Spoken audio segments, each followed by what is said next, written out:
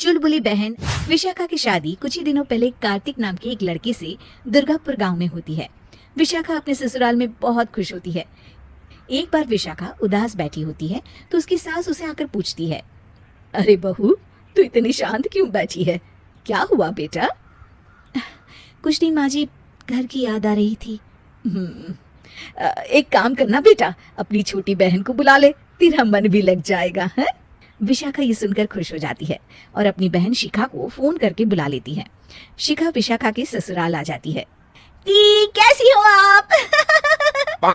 अरे आ गई तू, मैं तो एकदम ठीक हो गई। शिखा पूरे परिवार से मिलती है। नमस्ते जीजू, कैसे हो आप? अरे बढ़िया बढ़िया, तुम बताओ। अरे कुछ नहीं जीजू। अरे आपकी शर्ट पर कॉकरोच। कहाँ है? सॉरी जीजा जी।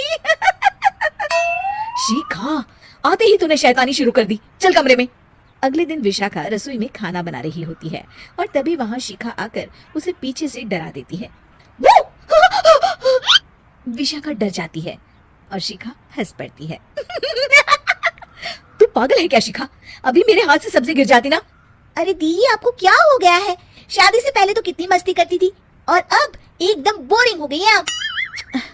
ऐसा कुछ नहीं है शिखा, वो तो शिखा, चूहा कहाँ है? दीदी दीदी दीदी दीदी, मुझे चूहे से बहुत डर लगता है। कहाँ है चूहा? देखा शिखा, मैं कुछ भी नहीं भूली, मस्ती करना भी नहीं। सच में दीदी, आपने तो डरा ही दिया था मुझे। दोनों बहनें आपस में बात कर रही होती है, तभी शिखा को एक आइडिया आता है। दी, क्यों ना आज हम इन सबको डराए? नहीं नहीं शिखा, ये मेरा ससुराल है, यहाँ लोग मजाक में नहीं लेंगे तुम्हारी बात को। अरे दी, तुम भी ना कितना सोचती हो। रात में जब सब सो रहे होते हैं कि अचानक से विशाखा की सास को पायल की आवाज सुनाई देती है।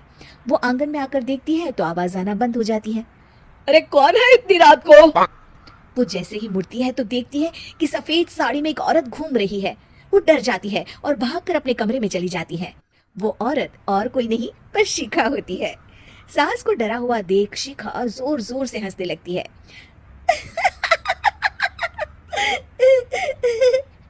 अगले दिन शिखा ये बात विशाखा को बताती है। ऐसा तुझे नहीं करना चाहिए था शिखा, ये मेरा ससुराल है और तू यहाँ ऐसे मजाक नहीं कर सकती।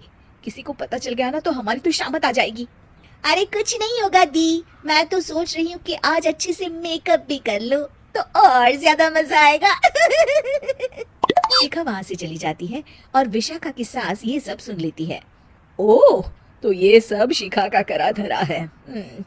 रात में जब पूरा घर सो रहा होता है तो शिखा फिर से मेकअप करके आती है और पायल की आवाज फोन से बजाकर टहल रही होती है घर में। तभी उसके ससुर आ जाते हैं। शिखा जैसे ही उनको डराती है वो अचानक से गिर पड़ते हैं और बेहोश हो जाते हैं। शिखा ये देखकर डर जाती है। अरे अंकल जी, क्या हो गया आपको? दी, जीजू, जल्दी आओ। अंकल जी उठिए ना। सारे घर वाले वहाँ आ जाते हैं। अरे पापा, क्या हो गया आपको? क्या हुआ शिखा, ये बेहोश कैसे हो गए? अरे तूने डराया क्या इन्हें ये चुड़ैल जैसा मेकअप करके? हैं? आंटी जी, मैं तो बस मजाक कर रही थी, मुझे नहीं पता था कि अंकल इतना ज्यादा शॉक्ड हो जाएंगे। तुझे पता है ये दिल के मरीज हैं। हे भगवान, इन्हें तो दिल का दौरा पड़ गया है। शिखा घबरा जाती है। क्या दिल का दौरा? तेरी वजह से आज इनकी ये हालत है। इन्हें कुछ भी हुआ ना तो तू जेल जाएगी, समझी? शिखा रोने लगती है। नहीं नहीं आंटी जी, ऐसा मत बोलिए, अंकल को कुछ नहीं होगा। तभी ससुर को छींक आने वाली होती है। वो छींक रोकने की कोशिश करते हैं लेकिन फिर भी उन्हें छींक आ जाती है और उनकी आंख खुल जाती है। अंकल, आप ठीक तो है ना अंकल? ससुर और सास हंसने लगते हैं। क्यों बेटा, सिर्फ तुम्हें ही मजाक करना आता है क्या? है तो क्या पापा बेहोश नहीं हुए थे?